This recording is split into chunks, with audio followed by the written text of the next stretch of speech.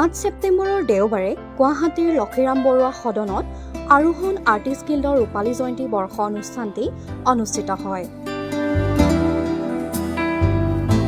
সেই অনুষ্ঠানত কেইবাগৰাকীও বিশিষ্ট ব্যক্তি উপস্থিত থাকে। অনুষ্ঠানত কেইবাগৰাকীও কৃতি শিক্ষক চিকিৎসকক বঁটা প্ৰদান কৰাৰ লগতে গণ অধিকাৰৰ সাংবাদিক মঞ্জুৰী গোস্বামীকো আৰোহণ যুৱ সাংবাদিকতা বঁটা প্ৰদান কৰা হয়। অনুষ্ঠানটো বহুকেইজন বিশিষ্ট ব্যক্তিয়ে নিজৰ অনুভৱ ব্যক্ত কৰাৰ লগতে আৰোহণ আৰ্টিষ্ট গিল্ড অনুষ্ঠানৰ উত্তৰোত্তৰ কামনা কৰে। দিনটো খুব ভাল লাগিছে। বহু বছৰ ধৰি কষ্ট কৰাৰ এয়া ফল বুলি মই ভাবিছোঁ আৰু আজিৰ পৰা আৰু দায়িত্ব বাঢ়িলে।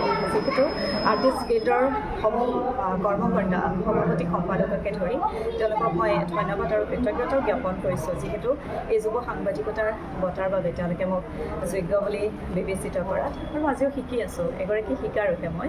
তথাপিতো 2014 চনতে সাংবাদিকতা আৰম্ভ কৰিছিলোঁ ডিব্ৰুগড় অনাতাঁৰ কেন্দ্ৰ আৰু ডিব্ৰুগড় দূৰদৰ্শন কেন্দ্ৰৰ জৰিয়তে। গতিকে সেই তেতিয়াৰ পৰাই আজি 2024 চন হ'লহি ওতঃপ্ৰোতভাৱে সংবাদ ক্ষেত্ৰখনৰ লগত জড়িত হৈ আছে। বহু সংঘাত আঘাত কষ্ট বহুখিনি কষ্ট হৈছে, যথেষ্ট কষ্ট হৈছে আৰু যথেষ্ট কষ্ট হোৱাৰ এইটো পেচা। আৰু যিহেতু সাংবাদিকতা অতি কণ্ঠময় এই পথছোৱাত সুন্দৰভাৱে কাম কৰি যাবলৈ বহু ঘাত প্ৰতিঘাত বিপদ বিঘিনি আমি সহ্য কৰিবই লাগিব।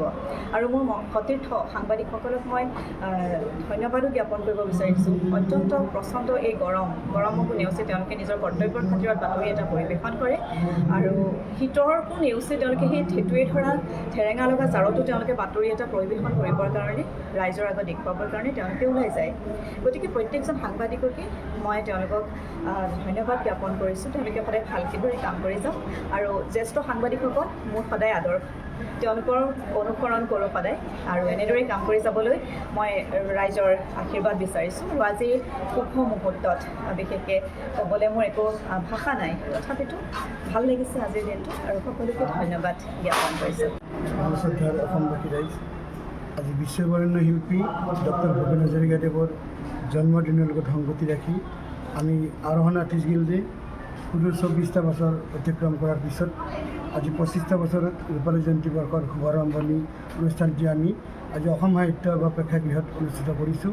এই অনুষ্ঠানত অসমৰ বিভিন্ন জিলাৰ বিভিন্ন সমষ্টিৰ কেইজনমান বিশিষ্ট ব্যক্তিক আৰোহণ বঁটাৰে সন্মানিত কৰিম। তাৰে ভিতৰত বঙাইগাঁও মহাবিদ্যালয়ৰ অধ্যক্ষ ডক্টৰ দীনেশ দাস, গোৱালপাৰা কলেজৰ অধ্যক্ষ সুভাষ বৰ্মনদেৱ, অভয়াপুৰীৰ বিশিষ্ট সমাজকৰ্মী ৰুদ্ৰ কুমাৰ পাঠকদেৱ, মঙলদৈ মহাবিদ্যালয়ৰ অধ্যক্ষ ডক্টৰ কমলাকান্ত বৰাদেৱ আৰু বহুতো এনেকুৱা আমাৰ মাজত উপস্থিত থাকে যিকেইজন ব্যক্তিক আজি সমাজৰ চুকে কোণে ৰৈ আছে। তেওঁলোকৰ প্ৰতিভা অগাধ। সেই প্ৰতিভাধৰ ব্যক্তিসকলক আমি এই অনুষ্ঠানৰ জৰিয়তে চিনাকি কৰি দিয়াৰ প্ৰয়াস আৰোহণ আৰ্টিষ্ট গিল্ডৰ আজি ৰূপালী জয়ন্তী।